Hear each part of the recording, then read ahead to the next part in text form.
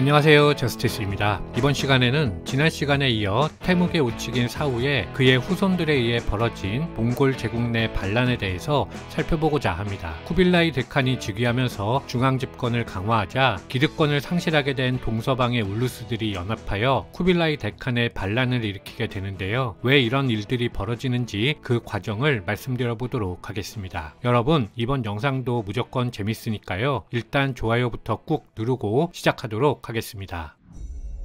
1246년경 태무계 우츠긴이 사망한 후 우츠긴 울루스는 그의 손자인 타가차르가 계승하였습니다. 타가차르는 1260년경부터 시작된 쿠빌라이와 아릭부케 간 데칸 계승전쟁에서 쿠빌라이 주력군에 합세하여 활약하면서 쿠빌라이가 데칸에 등극하는데 군사적으로 절대적 기여를 한 인물입니다. 따라서 타가차르는 쿠빌라이 통치 초기에 많은 권력을 가지고 있었지만 대원제국의 법령을 어기고 마음대로 고려의 사신을 파견하면서 권력을 사유화하여 사용하였습니다. 이에 대해 쿠빌라이는 통치 초기였기 때문에 공신 타가차르에 대해서 심한 압박을 가하지는 않았습니다. 그러던 중 1278년 타가차르가 사망하였고 아줄의 일시적 계승기를 지나 1284년 우츠긴 왕가의 제4대 계승자로서 타가차르의 손자 나얀이 즉위하였습니다. 이 시기는 쿠빌라이 데칸이 남송 정복을 마친 후이므로 대원제국의 안정기에 해당합니다. 따라서 쿠빌라이 데칸은 제국을 정비하며 중앙 집권을 강화하기 시작했습니다. 그러자 반대로 동방 우츠긴 왕가의 기득권이 사라지면서 대원제국과 우츠긴 울루스 간 긴장은 심화되었습니다.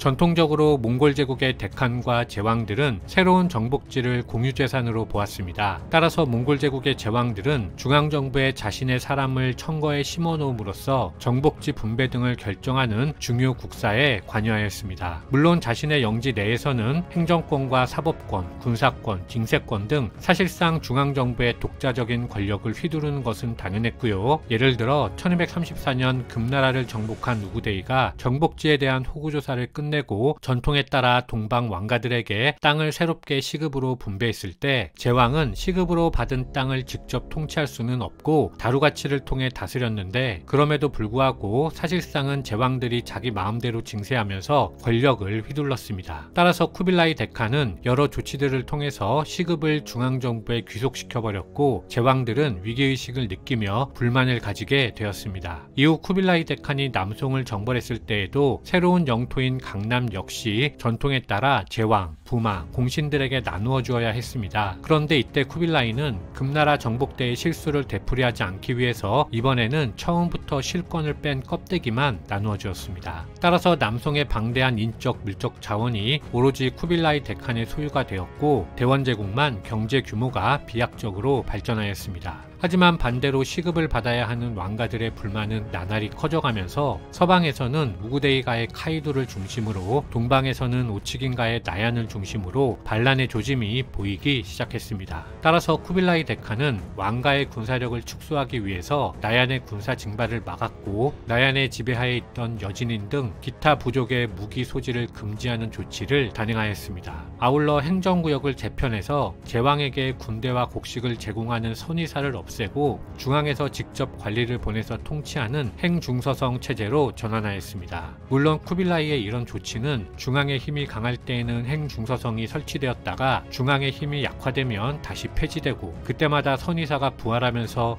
여러 번 부침을 겪게 되지만 이런 비정상적인 행성 설치와 철폐의 반복은 나얀으로 하여금 반란을 꿈꾸게 만들었고 실제로 나얀은 서방의 카이도와 연합하여 대원제국의 반란을 일으키게 됩니다. 1287년 중앙정부에 대한 극한의 대립 속에 나얀을 비롯한 여러 동방 왕가들이 연합하여 시라무렌 유역에 집결하면서 쿠빌라이 데칸을 압박하였습니다. 이때 이들을 누구보다 강력히 지원한 세력이 바로 우구데이가의 카이도입니다. 카이도는 우구데이 데칸의 오남인 카시의 장자로 쿠빌라이와 아릭부케 간의 데칸 경쟁에서 아릭부케의 편에 가담했던 인물로 쿠빌라이의 복속 요구를 거부했던 인물입니다. 따라서 그는 나얀이 반란을 일으킬 경우 군사적 원조를 약속했는데 카이도는 지금이 바로 대원제국을 공격해서 아버지 세대에서 빼앗겼던 데칸 자리를 탈환할 수 있는 절호의 기회라고 생각했습니다. 있었습니다. 반면 동북의 만주 지역 역시 농경과 유목이 어우러져 있을 뿐만 아니라 동아시아 교역의 핵심 요지로 경제적으로 풍요로웠기 때문에 우치긴 왕가 역시 지금이 쿠빌라이로부터 데칸 자리를 빼앗을 수 있는 절호의 기회라고 생각했습니다. 다시 말해 나얀 역시 자신의 할아버지인 태무게 우치긴이 우구데이 데칸 시절에 못다 이룬 꿈을 꾸고 있었던 것인데, 만약 쿠빌라이와 제왕들 간 전쟁에서 쿠빌라이가 무릎을 꿇었다면 그 다음 수순은 카이도와 나얀의 최종 대결이 펼쳐질 것은 자명했습니다. 이런 복마전이 난무하는 정치 환경 속에서 드디어 쿠빌라이 데칸은 1287년 상도를 떠나 사르투르에 도착했습니다. 사르투르는 대략 시라무렌강 언저리일 것으로 추측되지만 정확한 위치에 대해서는 논란이 있기 때문에 지도에 정확히 표시해드리지 못하는 점 양해 부탁드립니다. 마르코폴로의 동방 견문록에는 쿠빌라이 데칸이 나얀의 반란을 진압하는 과정을 이렇게 묘사하고 있습니다. 나얀과 카이도는 데칸을 공격하기 위한 준비에 착수해 대규모의 기병과 보병을 소집했다. 이에 데칸은 나얀과 카이도의 영지간 연락을 차단하기 위해서 모든 관문에 수비대를 설치하고 통신을 차단했다. 그리고 36만의 기병과 10만의 보병을 모아 20일 만에 나얀이 머무르고 있는 거대한 평원에 도착했다. 전투의 날, 동이 트자 나얀의 군대는 그곳에 누가 와서 자기들을 공격할 것이라고는 꿈도 꾸지 않으면서 느긋하게 진을 치고 방심하며 있었다. 데칸이 공격했고 승리했다. 데칸은 나얀에 대해 처형을 명했다. 나얀은 카펫에 말아 넣어져 이리저리 휘둘리다가 죽었다. 이런 방법으로 나얀을 죽인 것은 황제 일족의 피가 땅에 흐르지 않기를, 그래서 태양이나 공기도 이를 모르게 하기 위함이었다. 물론 뻥쟁이 마르코폴로는 데칸의 군대가 46만 명이라는 등 모든 것을 부풀려 말하는 것이 몸에 밴 사람이기 때문에 그 말을 그대로 믿기는 어렵습니다. 실제로는 나얀의 군대가 대략 4만에서 6만 정도였기 때문에 데칸의 군대도 그 정도였을 것으로 추측할 수 있겠고, 나얀은 전체 동방왕가의 집결과 카이도의 도착을 기다리던 상황이었기 때문에 쿠빌라이가 연락선을 차단하고 기습할 것을 예상하지 못하다가 당했던 것으로 추측해 볼 수 있겠습니다.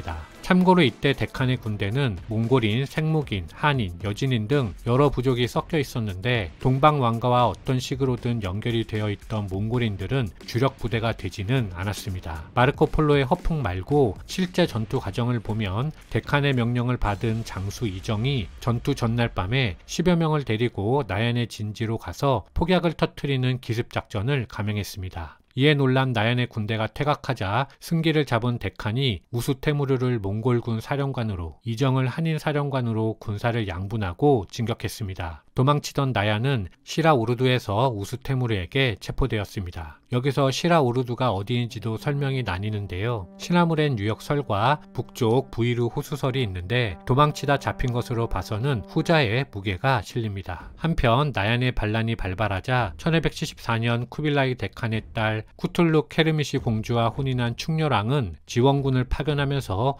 원에 대한 충성을 표했습니다. 따라서 패전 후 나얀의 잔당들이 고려로 들어와서 고려가 이후 반란 세력의 집결지가 되었습니다. 하지만 고려는 이런 상황에서도 여전히 몽골에 대한 충성을 표시하면서 부마국으로서의 확고한 지위를 유지하게 됩니다.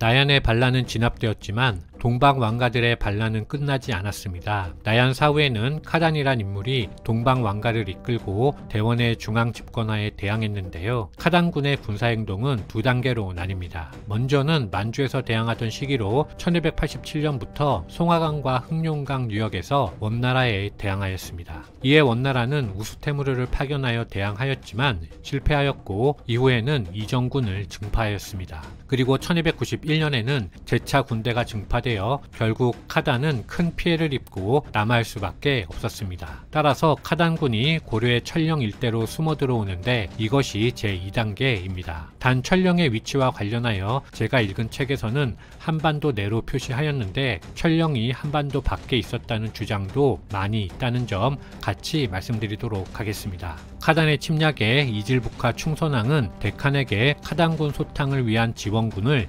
요청하였습니다. 데칸은 우치긴 왕가의 나이마다이가 이끄는 1만의 몽골군을 파견하였고, 몽골과 고려의 연합군이 카단군을 물리치고 카단은 자살하였습니다. 1287년 나얀을 중심으로 한 동방 왕가들의 반란은 1302년 카단의 손자인 토곤이 원나라에 투항하면서 종결되었습니다. 1년의 반란이 종결되자 쿠빌라이 데칸은 먼저 오츠긴 왕가의 분봉지인 만주에 요양 행성을 설치함으로써 행정권을 빼앗는 조치를 단행하였습니다. 군사적으로는 나얀의 군대를 제국 내 여러 곳으로 나누어 배치하면서 해산시켰습니다. 아울러 나얀의 민호들 역시 중국 내지로 강제 이주시키면서 오츠긴 왕가의 중요한 경제적 원천을 제거하였습니다. 그렇지만 오츠긴 왕가는 영지에 대한 지배권을 완전히 상실하지는 않았습니다. 그렇다면 쿠빌라이는 왜 반란을 진압하고도 오츠긴 왕가를 그대로 두었을까요? 그 이유는 카이도를 비롯한 서방의 반란이 진압되지 않았기 때문이었습니다. 서방의 반란이 완전히 진압되지 않은 상태에서 오츠긴 세력을 완전히 제거해버리면 여러가지 문제가 발생할 것이 예상되었기 때문이었지요. 따라서 행성 관할 밖에서는 오츠긴 왕가의 지배권이 그대로 유효했고 쿠빌라이 사후에도 여전히 각종 특권을 유지하면서 천천히 예전에 누렸던 지위를 회복하게 되는 것입니다. 이상 마치겠습니다. 감사합니다.